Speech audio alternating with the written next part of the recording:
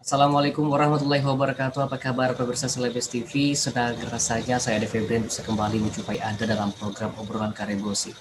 Pemirsa, jika kita melihat status dari Provinsi Sulawesi Selatan kemarin ini masih zona oranye. Tapi kalau kita lihat 3 hari belakangan ini ada peningkatan kasus jumlah COVID-19 di Indonesia yang mencapai angka 5.000. Ini bisa jadi warning juga untuk masyarakat Kota Makassar khususnya Indonesia karena kita tidak bisa santai, kita tidak bisa mengatakan bahwa zona sudah oranye ataupun kuning ataupun hijau itu mengatakan bahwa aman, tapi ini membuktikan ke depan kita masih belum tahu apakah nanti akan menurun atau akan meningkat data COVID. Kita sekarang sudah terhubung bersama dengan Profesor Ridwan Amiruddin, ahli epidemiologi Unhas. Assalamualaikum warahmatullahi wabarakatuh, Prof. Ridwan. Waalaikumsalam. Iya. Baik, assalamualaikum. Iya, Waalaikumsalam warahmatullahi wabarakatuh. Dan kita juga sudah terhubung bersama dengan Bapak Dr. Ismail Haji Ali MSI, Koordinator Penanganan COVID Kota Makassar. Assalamualaikum Pak Ismail. Ya, waalaikumsalam warahmatullahi wabarakatuh. Iya, masih sehat ya Pak Ismail? Alhamdulillah. Lalu menggunakan masker kalau saya lihat ini. Ya, saya harus buka ini karena sudah dikasih salam. Oke, baik. Mungkin saya pertama ke Prof. Ridwan dulu. Prof. Ridwan, ini 3 hari belakangan ini ada peningkatan kasus COVID-19 yang menginjak angka 5.000 khususnya di Indonesia. Padahal kita tahu Sulawesi Selatan maupun daerah-daerah lainnya ini zonanya beranjak menurun seperti itu. Tapi kenapa 3 hari belakangan ini meningkat drastis seperti itu? Apakah memang baru di-input datanya ataukah memang per hari itu jumlah COVID yang memang meningkat seperti itu, Prof. Ridwan? Silakan. Ya, jadi peningkatan kasus harian 3 hari berturut-turut ini di 3.000, 4.000, 5.000 itu tidak terlepas dari beberapa aspek. Yang pertama adalah akumulasi dari libur panjang 2 pekan lalu, kemudian aktivitas sosial lainnya, misalnya pilkada yang mulai semarak sekarang di berbagai kabupaten kota. Yang ketiga adalah ada kecenderungan tren penggunaan pengetatan protokol menurun di beberapa wilayah, dan beberapa aspek lain termasuk kemampuan tracing dan kapasitas laboratorium. Jadi ada aspek-aspek yang memicu.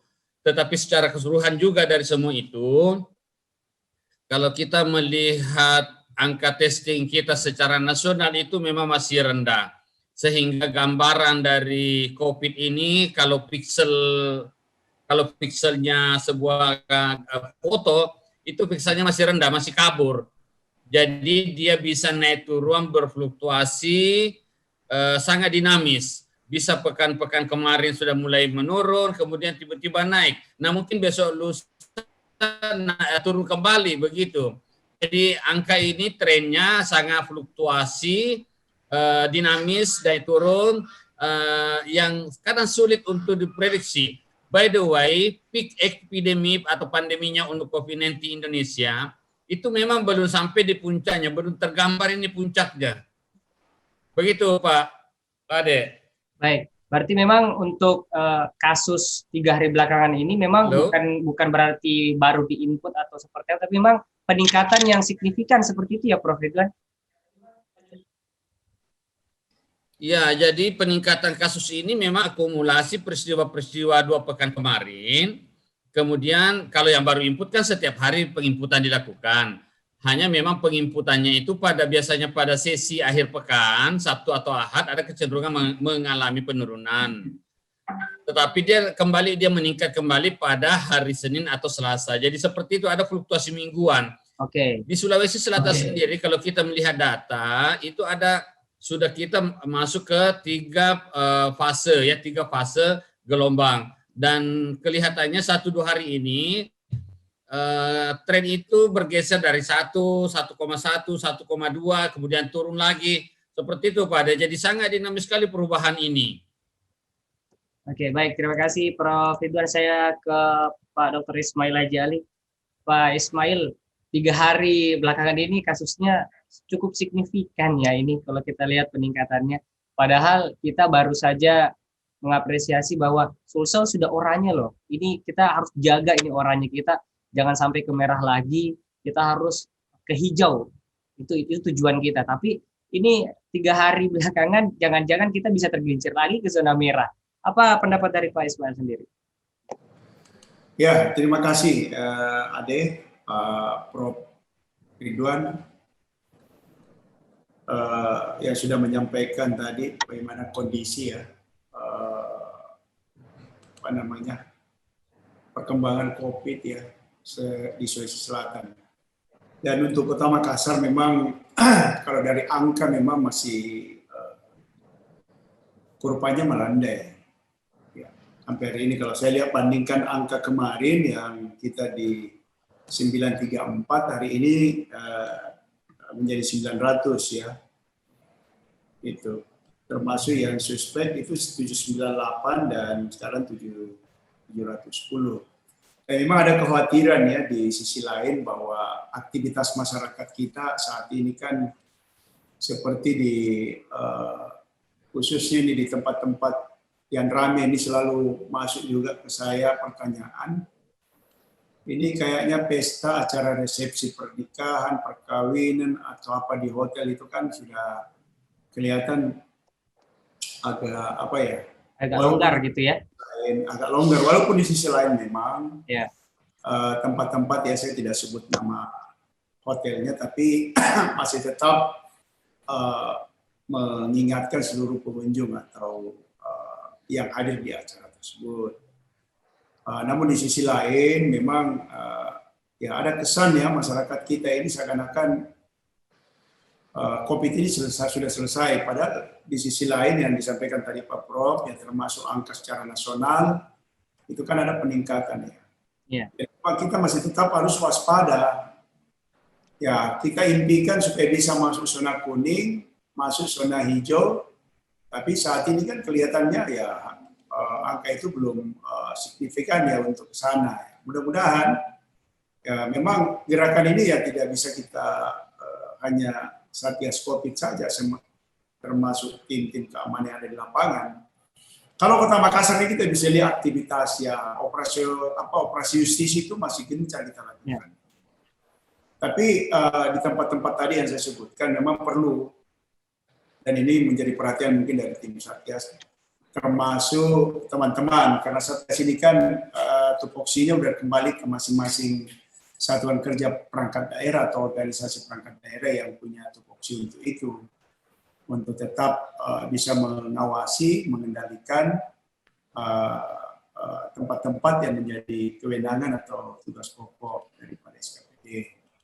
Karena memang ini saya selalu katakan kita ini belum selesai. Ya, betul. Jangan sampai kita impikan mau masuk zona kuning, zona hijau, justru malah tergelincir gitu ya. Bisa kembali ke zona merah. Jadi ya mudah-mudahan ya harapan saya para pemirsa yang ada di sini yang hadir ya tetap kita waspada ya. Dan kita tidak lengah karena memang COVID-19 ini ya belum selesai. Walaupun masyarakat bilang kenapa terlalu lama divaksin, ya vaksin juga ini. Padahal mungkin masyarakat seakan-akan vaksin ini datang orang sudah divaksin semua, sudah selesai begitu ya? Atau sudah selesai, padahal belum. Karena ya tentu butuh waktu ya. Begitu saya kira.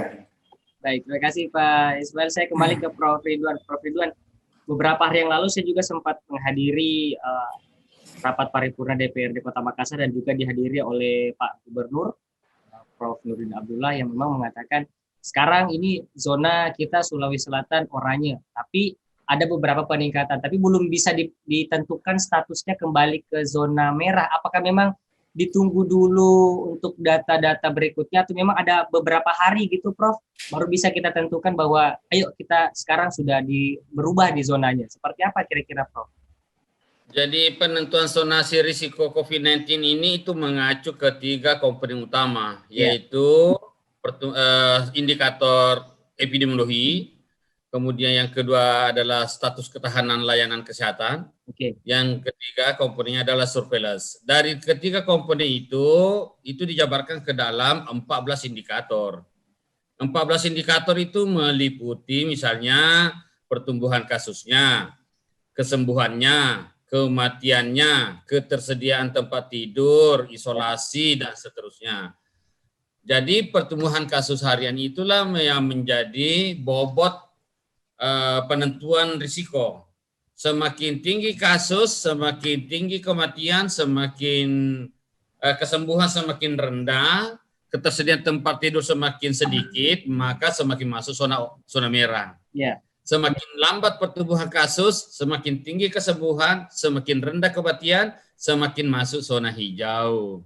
Begitu, Pak Ade. Jadi kalkulasi perhitungan zonasi ini kalau kita memang sekarang hanya 5 kabupaten yang masih zona kuning. Tidak ada yang zona hijau, yang lainnya oranye. Ya. Jadi oranye itu sama dengan zona sedang. Seperti itu situasinya sekarang. Coba saya share dulu PPT-nya, Pak Ade, ya. Boleh? Boleh, silakan, Prof. Bisa disable sekarang, lagi disable. Ya, dibagi anunya supaya Prof bisa share. Share screen dulu, saya mau share screen supaya kita melihat bersama. Udah saya multi, Prof. Silakan. Oke, ya sudah, siap.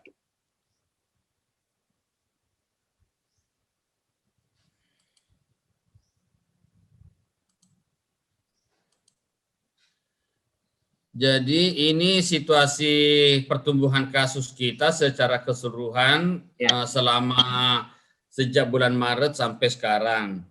Jadi kalau kita melihat ini kurva epideminya, ini ada 3 gelombang besar yang kita telah lewati di sekarang masuk ke gelombang keempat. Ini data Sulsel. Jadi ini data Sulsel. Kalau kita melihat ini kebetulan masih per 7 November terakhir kemarin, itu masih di bawah 1. Tapi 1 pekan terakhir ini dia bergeser 1,1 sampai 1,2. Dari 1,2 ini juga ada kecenderungan menurun kembali. Jadi ini betul-betul sangat dinamis pergerakannya. Kemudian inilah kabupaten kota yang masih memberikan zona merah nih, artinya masih pertumbuhannya sangat dinamis di atas 1 nih. Misalnya di Wajo dan seterusnya ya. Seperti ini. Kemudian dari kabupaten itu, kabupaten apa saja yang laju insidennya tinggi? Maksudnya pertumbuhan kasusnya, kecepatan pertumbuhannya tinggi. Ada diantaranya Makassar, ada Luwu Timur, ada Goa, Sinjai, Parepare, dan Maros. Ini yang memberikan kontribusi terhadap kecepatan pertumbuhan kasus di Sulsel. Kemudian ini grafik yang menarik ini. Ini adalah minggu terakhir ya. Cure rate, angka kesembuhan. Angka kesembuhan. Sekarang sudah angka di 92 sekarang, semakin menaik. Tapi bergeser juga kadang turun ke di bawah 90. Jadi semakin ini menunjukkan kesembuhan. Angka kesembuhan kita di posisi 91 sekarang sampai 90,2. Kalau ini meningkat itu artinya layanan membaik. Ya, rumah sakit kita siap, obat-obatan kita siap, tempat tidur kita siap. Kualitas layanan juga semakin baik, hari rawat semakin singkat. Itu poin penting di grafik ini. Begitu juga kematiannya, artinya kita semakin mampu untuk melakukan screening bahwa hanya yang berat dan risiko berat betul-betul yang masuk ke rumah sakit. Selebihnya yang ringan tanpa gejala masuk di duta COVID.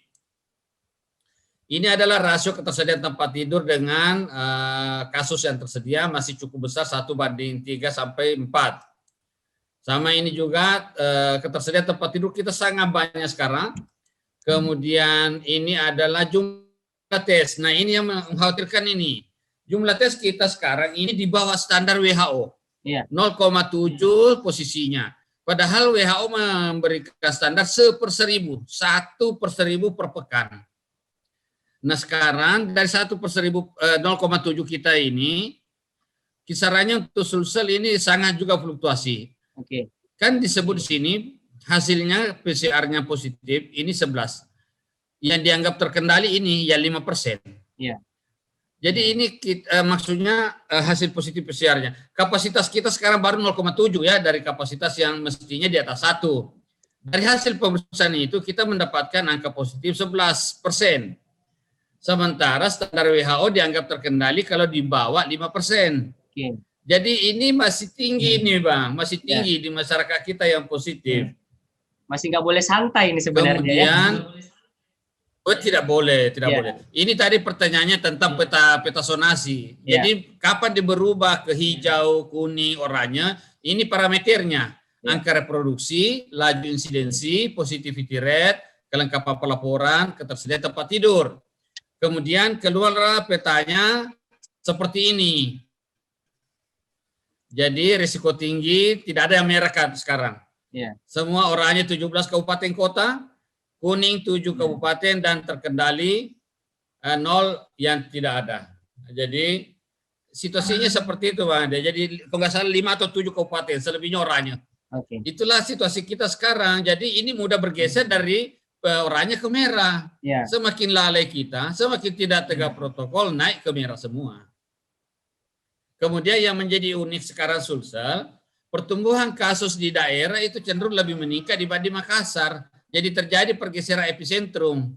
Yang terpusat di Makassar sekarang melebar ke kota lain. Coba kita lihat datanya, Pak. Saya tutup ini. Ini situasinya. Jadi per tanggal 14 November ya, per tanggal 14 November ada 72 kasus. Jadi kita telah mengelola 19.000 kasus, sudah hampir 20.000 nih kasus di Sulsel sejak Maret. Kemudian dari angka tersebut, mereka sebagian besar ada dirawat di berbagai rumah sakit. Ini rumah sakit yang tempat perawatannya. Kemudian ini situasi pertumbuhannya 1 pekan. Misalnya terkonfirmasi. Kalau kita melihat angka-angka ini, itu Sulsel, ini 86, 66, yang kemarin tinggi cukup di tanggal 13. Kemudian pernah naik juga dia sekitar 120-an atau 150 ke atas. Nah ini spesimen yang diperiksa secara harian, 1.500 sampai ini. 1.000 rata-ratanya kurang lebih nih, 800-an. Padahal kapasitas lab kita ini bisa sampai 4.500, Pak. Ini yang sembuh, yang meninggal semakin berkurang. Kemudian reproduksinya kita nih, angka pertumbuhan kasus 0,8, 0,9, sekarang naik di atas 1,2 gitu. Nah, kabupaten mana saja kasusnya tumbuh? Ada Goa 14. Bone juga termasuk bertumbuh kasusnya. Kemudian Luwu Utara, kemudian Sinjai, kemudian Takalar. Makassar sendiri per tanggal 14 ini ada 32 terlapor, itu pada hari tanggal 14. Ya, jadi pertumbuhan kasus ini dinamis. Nah ini pertumbuhannya, angka reproduksinya. Jadi kota-kota yang masih di atas 1 itulah kasusnya yang sedang bertumbuh. Tapi bisa hari ini bertumbuh, kemudian kasus terlapor kurang, maka dia turun lagi di bawah 1. Begitu situasi data terakhirnya Pak Ade. Baik. Bisa di-close dulu, Prof. Baik. Ya, saya kembalikan. Baik, terima kasih Prof. Ridwan atas data dan analisanya.